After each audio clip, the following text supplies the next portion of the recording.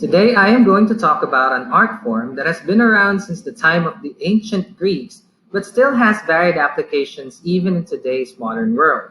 Its use ranges from personal dealings to academic studies and even to professional fields. I am talking about the art of persuasion called rhetoric. So, let's get to it. This is lesson 2 under module 2 of English Proficiency for Empowered Professionals.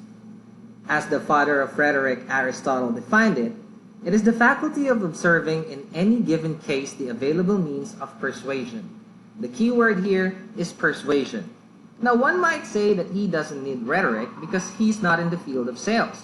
Well, like I said earlier, its applications are varied, from personal dealings to academic studies to professional fields. Let's take an example in our personal dealings. Say, for example, love. Courtship is a matter of persuasion. Asking for forgiveness when you did someone wrong is a matter of persuasion. In our academic studies, moreover, rhetoric is much used. As a student, you would be writing some papers, be it political or societal by nature.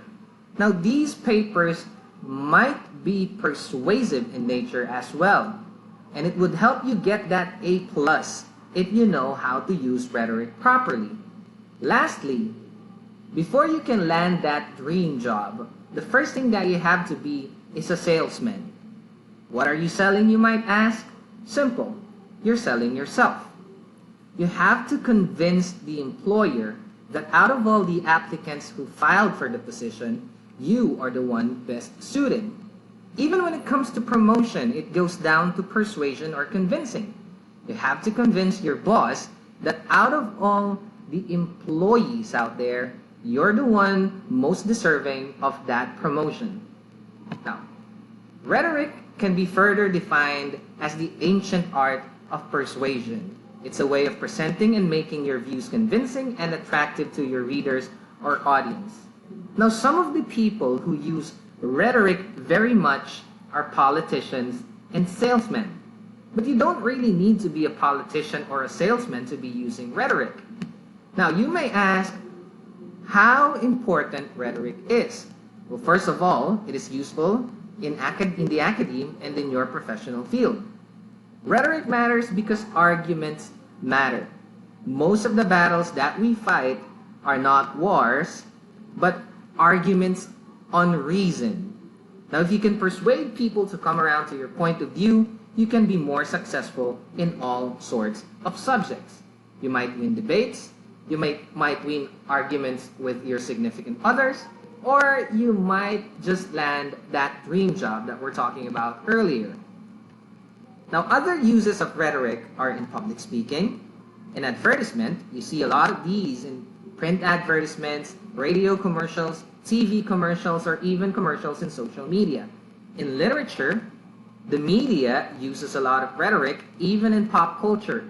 Television shows, movies, the academe uses a lot of rhetoric as well, and you need this for your work. Again, before you can get that dream job, you have to make sure first that you're gonna get hired. Now, Aristotle also gave us what he calls the rhetorical triangle. The Aristotelian triangle consists of things that need to be considered every time someone speaks or writes with the aim of persuasion. Together, these considerations make up the context of the persuasive act.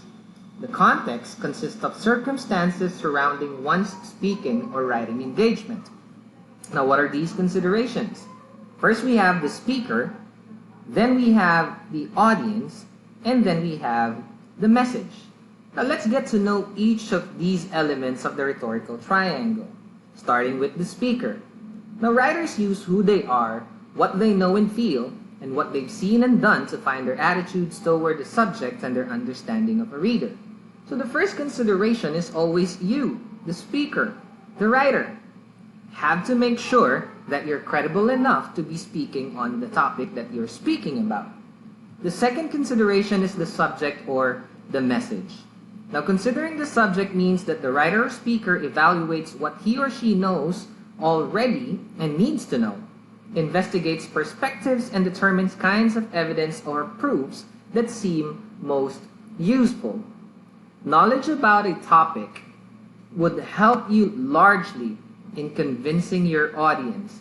If you're going to be a salesman, you cannot sell your product if you don't know your product fully.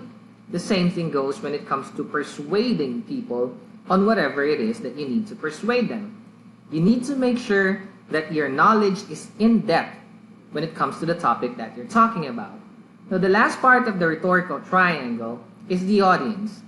Now, considering the audience means speculating about the reader's expectations, knowledge, and disposition with regard to the subject writers explore.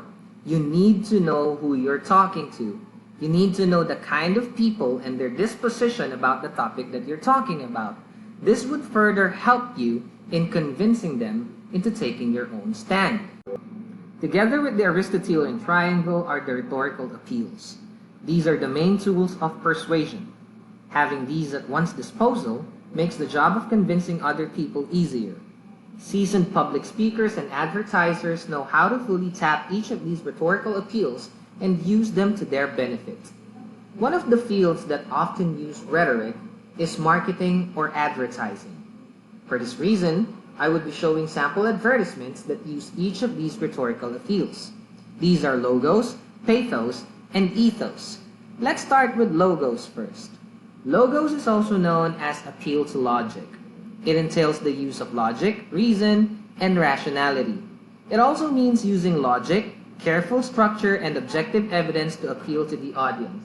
We have to be careful as to use only objective and verifiable evidence.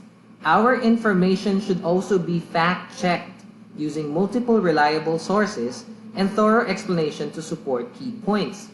And statistics and numbers could also be provided to make your point more convincing.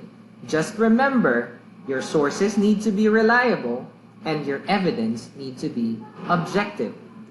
Now take a look at these samples right here. These are two sample print advertisements that use logic. The first one is a print advertisement by Burger King. Notice how Burger King uses statistics, percentage, number into convincing their target clients into buying their product. They say that their product has 40% less fat and 30% less calories. Another advertisement right here is a breath mint called Trident. Now notice how they appeal to your rationality by saying that you can't chew deodorant. Now since you can't chew deodorant, you need to find a way on how to make your breath fresh. And their pitch, their Trident breath mint. Now the second rhetorical appeal is called pathos. Pathos is also called appeal to emotions. Now in using pathos, the speaker tries to tap into the audience's emotions to get them to agree with the author's claim. An author using pathetic appeals wants the audience to feel something such as anger, pride, joy, rage, or happiness. Now one thing that you should know is that emotions can make us vulnerable. And an author can use this vulnerability to get the audience to believe that his or her argument is a compelling one. Now there are multitude of emotions and feelings, and a good speaker can use any of these feelings to convince the reader or the audience to take his stand. Now take a look at this Michelin commercial or advertisement, print advertisement right here. Now as you can see in the picture, there's a photo of a tire, and beside that tire, in front of that tire, is a photo of a baby. But what makes these advertisement more convincing is the statement that they put with it. It says Michelin, because so much is riding on your tires. Now in this print advertisement right here, the advertisers used fear. They tapped on our emotion fear by telling us that we need to buy their product because their products are safe. And since you're using safe tires, the people that you love riding with you in your car, including your babies, are also safe. So if you want to have a safe and secure ride, you should always choose their tires. Again, fear is an emotion, and fear can be tapped to further convince your client, your reader, or your speaker. Lastly, we've got ethos. Ethos is also known as appeal to values or trust. Now, speakers' credibility and character make up what we call ethos. Credibility and character are two different things. Credibility is more on your achievements. It's more on your knowledge. It's more on paper. So say, for example, the best resource speaker for a topic about science is a scientist, someone who has the authority on that field. The most credible speaker for a topic on mathematics is a mathematician, someone who has the authority on that field, someone who spent a long time studying the topic and the field and can give you technicalities on the topic. Character, on the other hand, is a different thing. This might not involve someone's education. This might involve someone's personality. You often see this every campaign period from politicians. Notice that almost all politicians during the campaign period would tell you that they are kind, that they love the poor, that they are generous, and that they are God-fearing. They're not trying to develop their credibility here. What they're trying to develop here is their character. And people, mostly Filipino voters, buy into the character more than the credibility. Also in ethos, ethos is also determined by the author's knowledge and expertise, that's credibility. Now, to establish credibility, an author may draw attention to who he or she is or what kinds of experience he or she has with the topic being discussed as an ethical appeal. So again, credibility is established by either educational attainment or experience. Character, on the other hand, is established differently. A person can be credible but lack character, or vice versa. So, a person might be credible and has the technical know-hows on a topic, but people might still not like him because, well, he doesn't have a good character. Some people, like in the case of politicians, might not have the educational attainment as most experts, but has that good character, thus people like them. Now take a look at this advertisements from Gatorade right here.